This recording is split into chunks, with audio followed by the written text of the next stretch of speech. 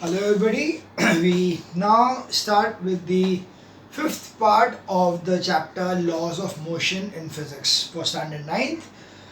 So up till now in the four parts we had studied that the laws of motion were given by Sir Isaac Newton. So it is related to force. So the first part of the chapter told us about the different kinds of force which are present, and that is contact, non-contact forces. Then we came to know about inertia in the second part, that is first law of motion, which was law of inertia. So we understood the qualitative nature of the force. So force is that external cause. So that particular cause, or we understood the physical quantity force as qualitatively in the first law of motion. In the second law of motion, we studied the quantity of the motion. So quantity, that is how much amount of force will be required, and accordingly the quantity or the calculation for force was taken place in the second law of motion, that is the third part of the chapter. And in the fourth part, we studied that how is the force applied on a body. So that's why the third law of motion, that is every action as an equal and opposite reaction. Now we come to the fifth part of the chapter, that is based on gravitational law, or called as the universal law of gravitation. Now, according to this law, so this law is completely separate from the three laws of motion. This is something which is based on gravity, and we normally understand gravity as okay, that particular pull which is given by the earth's surface on us. But if you actually study physics, you come to know that gravitational force is present in each and every object. So even if I take these two pens, there is a force of gravity in these pens which will make it attract towards each other. Okay, so each and every object, each and everything on the earth's surface or anywhere in the universe, they will always attract each other. There is a force of attraction between the two bodies. So this particular phenomena, that each and every object is going to attract another object towards itself, that is nothing but the gravitational law. So we see over here that each mass particle of the universe attracts another mass particle. Okay, so each and every mass, each and every particle, even a small singdana will be attracting another chana, or maybe anything, could be anything, any two substances, any two objects having mass will be attracting another substance towards it.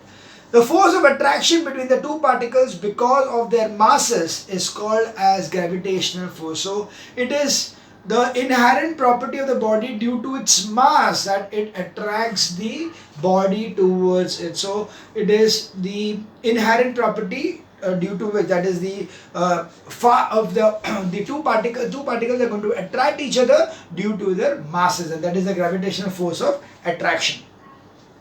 For the magnitude of this force, Sir Isaac Newton gave a law known as Newton's law of gravitation. So it was Newton's law of gravitation which was given by Sir Isaac Newton, which is we consider as the fourth law now.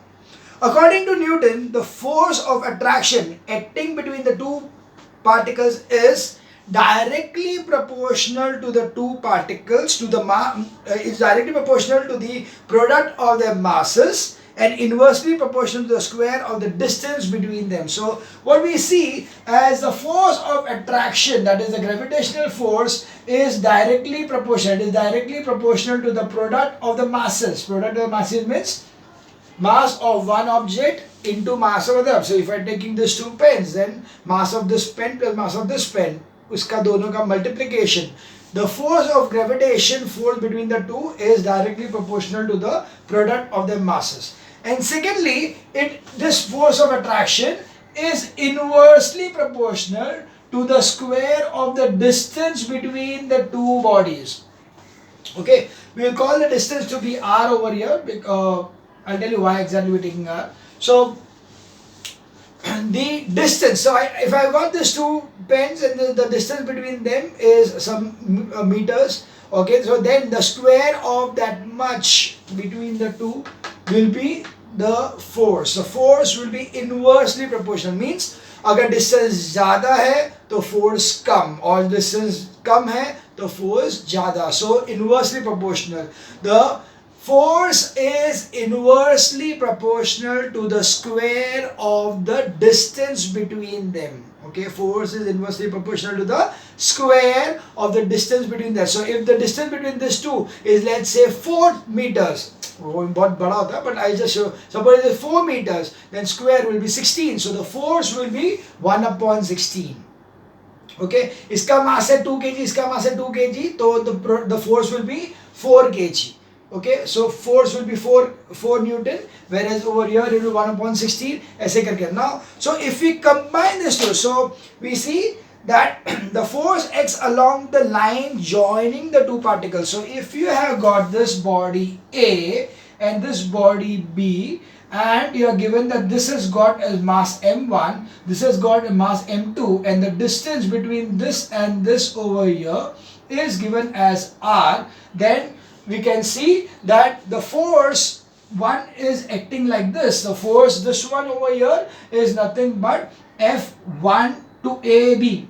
That is, A is attracting the B, whereas the force from here will be FBA, which is the force with which the B is attracting the particle A towards it. So accordingly, this particle is attracting this particle, and this particle is attracting this particle. That's why we have that the force is the product of mass A and mass B, and it is inversely proportional to the distance between them, that is r square of the distance. So ये जो भी distance है उसका square will be the force will be inversely proportional to that. So let there be two particles of mass m1 and m2 at a separation r. The magnitude of force of attraction F acting between them is F is proportional to m1 m2, F is proportional 1 upon r square. Combining the two equations, we get F is equals to, or we can say F is proportional to m1 m2 upon r square. Okay, so F will be proportional to m1 m2 upon r square. Now to remove the sign of proportionality, अगर कहीं पे भी proportional रहेगा 2:3 रहेगा तो हम लोग क्या करते हैं, let it be 2x and 3x, means we are taking a common multiple between the two for making it into numbers or converting into numbers. So here also the common multiple what we take is to make this proportional to equal to is taken as capital G. So capital G m1 m2 upon r square. So F is equals to the force of gravity will be equal to the force of attraction between the two particles. Force of attraction between particle A and particle B will be equal to a constant value, constant G into m1 m2 upon r square, where G is the constant of proportionality, which is known as gravitational constant.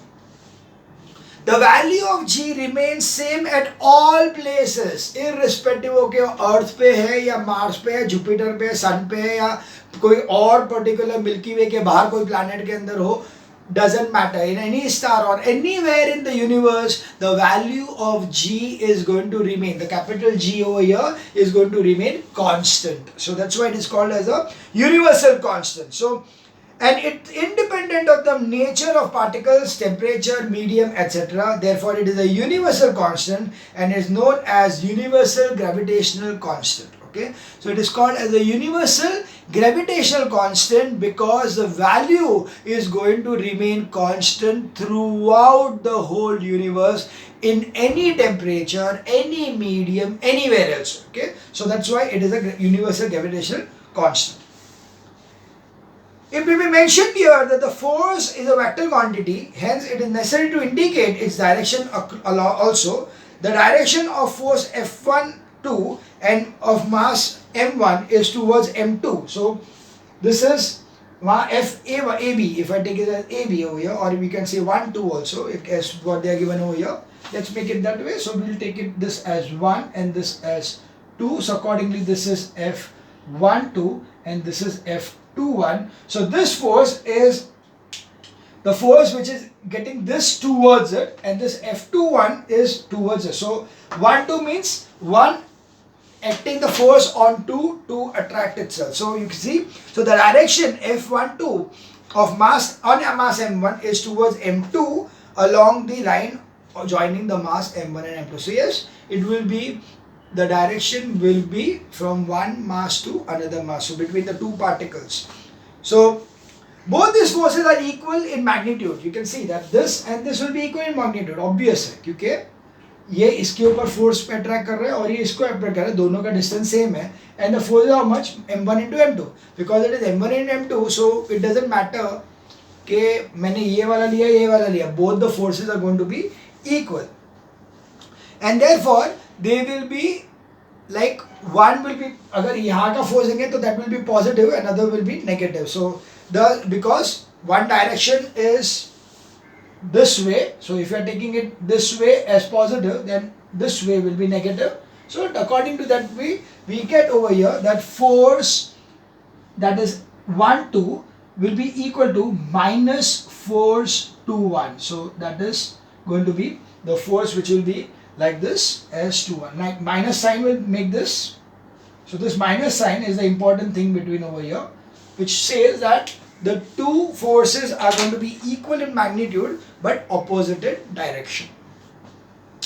Thus it is an action reaction force. This is exactly what is happening in action and reaction. Okay, so there is an action reaction force between the two bodies.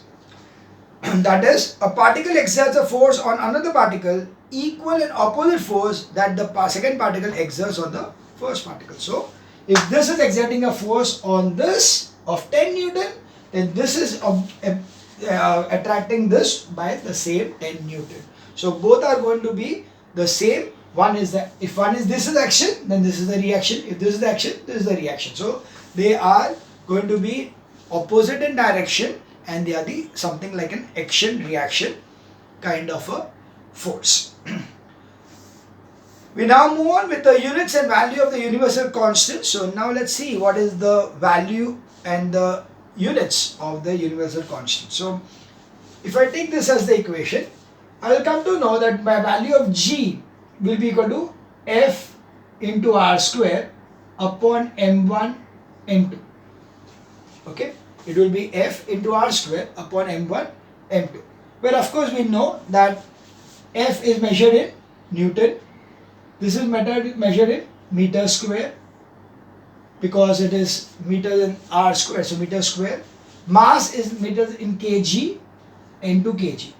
So that's why it will be equal to Newton meter square kg minus 2. Okay, this will be the units of G. Now we come to the value of this thing. Now the value of this particular G is given as G is equals to 6.67 into 10 raised to minus 11 Newton meter square per kg minus 2. So you can see that the value of the force, that is the gravitational constant over here, is just 6.67 into 10 raised to minus 11. That is, it will be 0.00000010 zeros के बाद में 667. So it's very very very very very very small. Okay, and that is the reason जब मैंने ये दो pen को पास में रखा है तो ऐसा नहीं कि वो चिपक जाता, right? Do they stick to each other? No, they don't stick to each other. Why? इसका mass into इसका mass, right? Suppose this is, suppose I take two bodies of 1 kg each. This is 1 kg, another is 1 kg. And there is a separation of 1 meter square. 1 meter. So what will happen? M1, M2 is 1 into 1 upon 1 square, 1. So automatically the force of attraction would be 1 Newton. So it should be that this is attracting each other with 1 Newton. But वो 1 Newton को हम लोग किससे multiply कर रहे हैं? ये G से, because this part is 1. What is this? 6.67 to 10 to minus 8, यानी 0.00000000667, यानी उतना कम अगर मैं 1 से अप्लाई करूँगा तो it will be like negligible, and that is the reason we do not feel that particular push of two objects combining with each other. We do not have, ऐसा नहीं होता है कि दो, like the twin towers of Malaysia or twin tower in Mumbai, do you think that ये दोनों building जो है वो दोनों चिपक के गिर जाएगा? कभी हुआ ऐसा? नहीं, it doesn't happen. None of the buildings which are so tall, so heavy, and at a distance which is quite not too much also, right? Still they are not going to come together. Like अगर समझो मैं गिनूँ कि one building is like 1000, let's say 10,000 kg, another or 100,000 kg, another is another 1 lakh kg, और दोनों 1 lakh into 1 lakh है, और उसके बीच में distance is only 10 meters, so it will be 10 into 10 100. तो अगर देखें तो इतना बड़ा हो जाता है. If we consider this thing, I just gave you an example. It will be like this, that there is one building which is having a mass m1 is equals to 1 lakh kg. Another building m2 which is also a 1 lakh kg. और उसके बाद क्या है? We have got r which is 10 meters. The distance between the two buildings is only 10 meters. Like let's make it 100 meters. So we have got some bigger number. So we get r square is equals to 1 2 3 4. या तो कम कर देते हैं जिससे क्या force बढ़े अपना, because inversely proportional है. So it is 100 now because 10 meters से distance रखना ही पड़ेगा दो बिल्डिंग के बीच में. So in that case, what will be my F? It will be G into 1 lakh into 1 lakh upon 100. तो ये तो सिर्फ इतना हुआ, यानी it will be 6.67 into 10 raised to minus 11 into, now this is 1 2 3 4 5 6 7 8. So it is 10 raised to 8. So what is happening? It is just 6.67 into 10 raised to minus 3, means 0.00667. You can imagine, अगर दो इतने huge building के बीच में अगर 1 Newton का भी force नहीं है दोनों के बीच में, तो कैसे वो चिपकेंगे? Right? So that is the reason, because the force which is calculated over here is negligible when you are considering all the objects on the earth. So therefore you will find that these are much more viable only when you see the heavenly bodies. Okay, when the earth is attracting the moon, or anything on the earth is being attracted by the earth itself, or the sun is attracting the earth, वो सब case के अंदर, because the mass is very very very huge. Okay, because the mass is very huge and the distance भी है, तो automatically you will find that the force of attraction is there, which will make it something like 10 newtons or so, जिसके कारण the force of gravity is 10 newton per in our on earth, right? Our gravity on earth is 9.8, right? So that is 9.8 कैसे आएगा? We will just study here. So you see that 6.67 into 10 raised to minus 11 Newton per meter square per kg square. And so if you take the value of m1 as 1, m2 as 1 and r as 1, then g will be equal to F, hence the force. So gravitational constant G is numerically equal to the magnitude of force of attraction between two masses each of 1 kg and a separation of 1 meter between them. So yeah, we can consider that what is the gravitational G? The gravitational G is the force of attraction between two bodies which are having a mass of 1 kg each and a separation between them as 1 meter between them. So that is what is you define the gravitational constant. So here the examples are given here. The gravitational force of attraction between two bodies of mass 1 kg and 1 kg will be 6.67 into 10 raised to minus 11 Newton. Similarly, the gravitational force of attraction between the moon and the earth. So here you see the moon is given as 7.36 into 10 raised to 22 kg. Okay, the mass of the moon. So let's see this in this case itself. So the mass of the moon, they are given you that mass of the moon is 7.36 into 10 raised to 22. And then the mass of the earth is 5.96 into 10 raised to 24. Okay, and the distance between the two centers of the earth and the moon is given as 3.8 into 10 raised to 8 meters. So if you take this thing, so F will be equal to 6.67 into 10 raised to minus 11 into 7.36 into 10 raised to 22 into 5.96 into 10 raised to 24 upon 3.8 into 10 raised to 8 the whole square. So when you do this calculations, if you do this calculation, you will come to know that that value will come out to be as 2 into 10 raised to 20 newtons.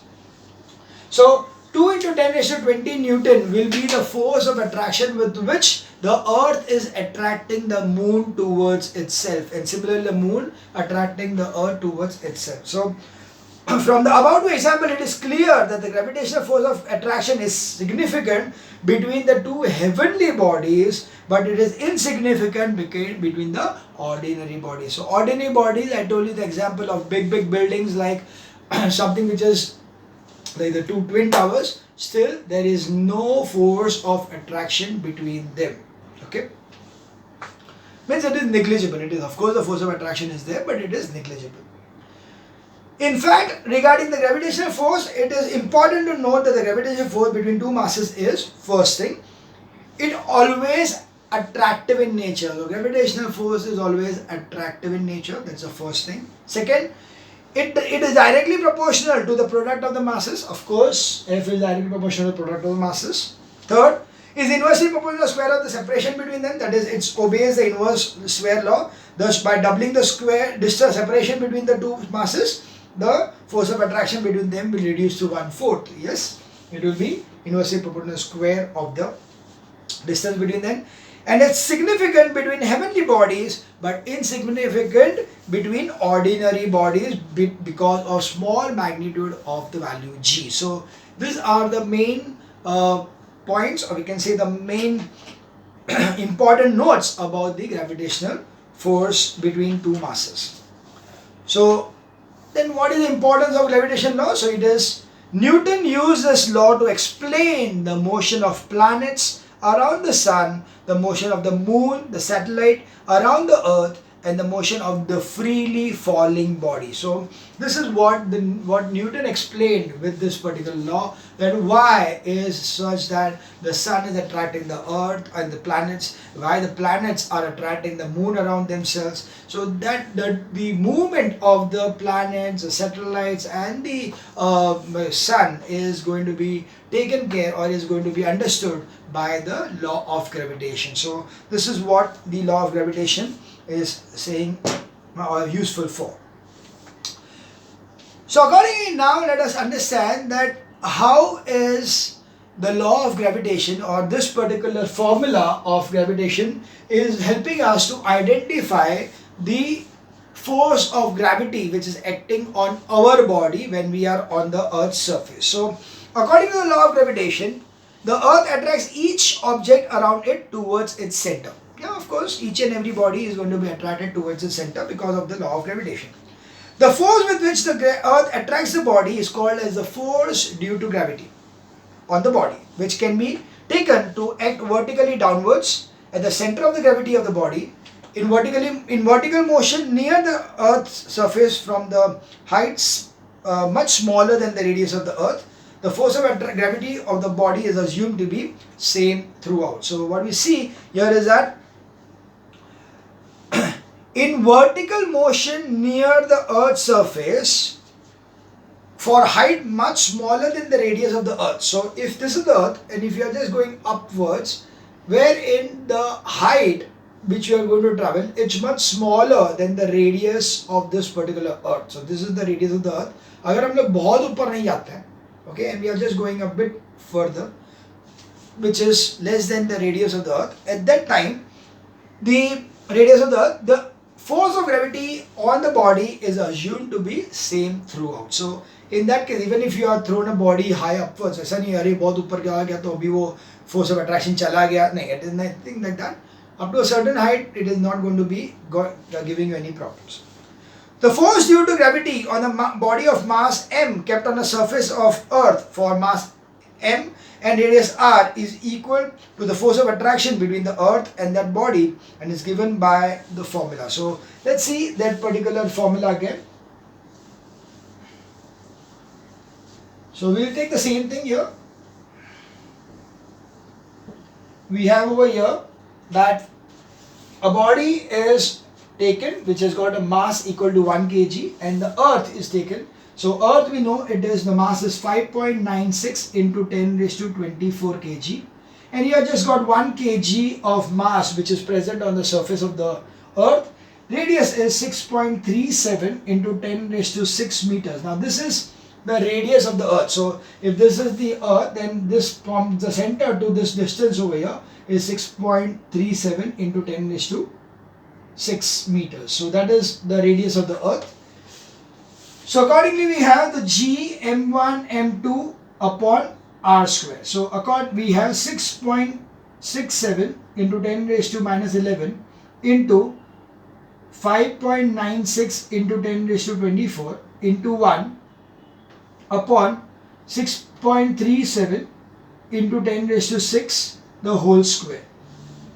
So when you calculate this, you come to know that this value comes out to be 9.8 Newton.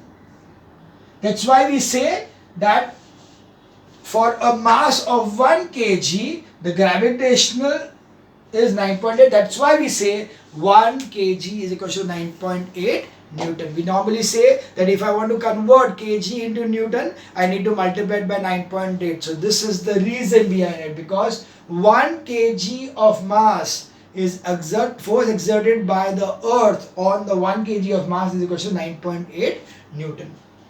So we say taking thus the earth attracts the body of 1 kg mass by a force of 9.8 Newton towards its center. Note, as earth attracts an object towards it, the object also attracts the earth towards it by an equal force. Since the object is free to move, it starts moving towards the earth, but the earth, because of its large inertia, does not move towards the body. So of course I put a ball and throw it upwards. ऐसा नहीं होगा कि earth पूरा ball के साथ ऊपर जाएगा, ball उसको खींच रहे करके. No, it will be the ball will be attracted by the earth and the ball comes back. Okay, this is because the body earth has got a huge mass, so inertia is very high. That's why to overcome that inertia, it is not possible for a small ball or any object to overcome the inertia of the earth. That's why the earth attracts that body rather than the body attracting the earth. So that was about the force due to gravity.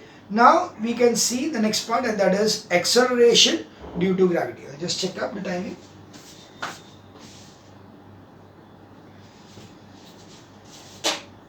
Okay, I think I will continue in the next video.